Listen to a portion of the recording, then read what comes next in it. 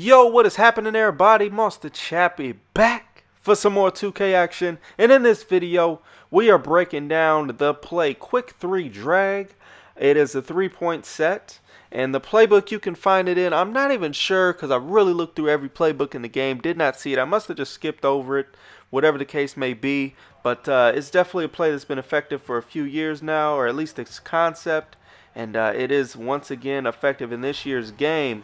So as far as your personnel, you want a guy that can drive the ball, pass the ball, dunk the ball, and occasionally hit a mid-range. And Finley can do that for these old Dallas Mavericks. And one of the reasons I like this team just to goof around with and play with, because they have shooters everywhere. Literally, they're starting five. If you take out Bradley, you can put in another guy who's like 6'9" with a deadly shot, and he can make stuff happen. So your first option there is just going to be to drive to the rim, dunk the ball. This is going to be ideal. This position is ideal for players like LeBron, Westbrook, anybody like that can really drive to the lane and still do pretty decent mid-range.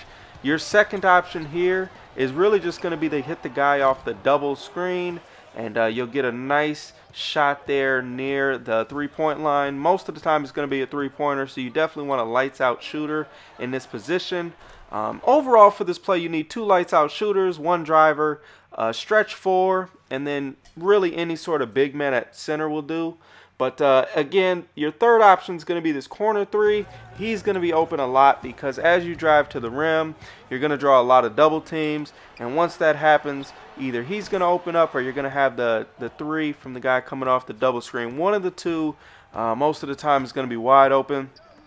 And then a lot of times, if you're just patient, computer defenders will transition over, try to recover, and it just leaves people wide open. So, definitely take advantage of that, especially if your opponent is usering and just trying to take something away by cutting you off or whatever the case might be.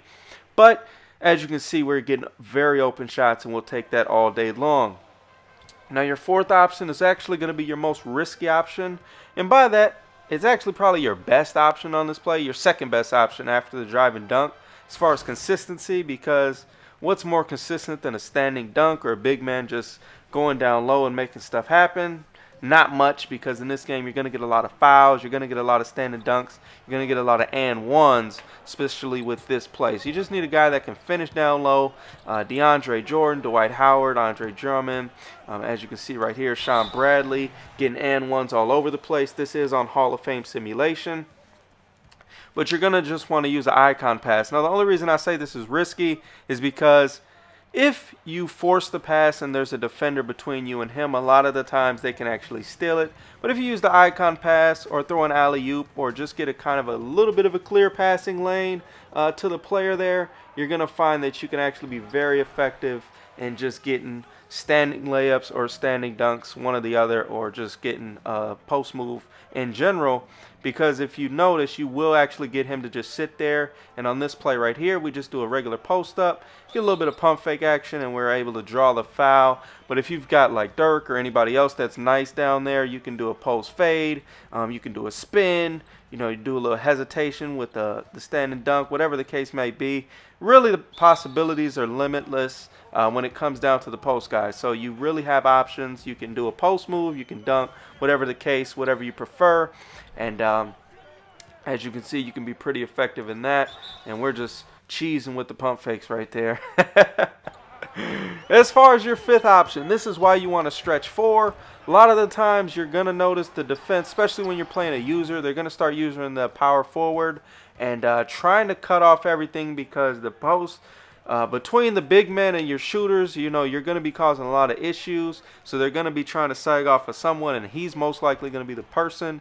If I was user and defensively, it's probably the best option to user.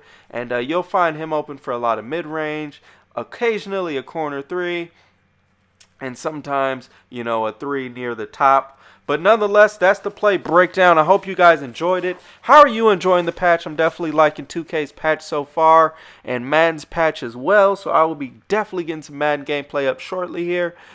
But I hope you guys enjoyed this video. Again, if you know what playbook this is in, leave it in the comments below. Otherwise, you can just use it as a custom. Till the next time, guys. Peace and love. We gone.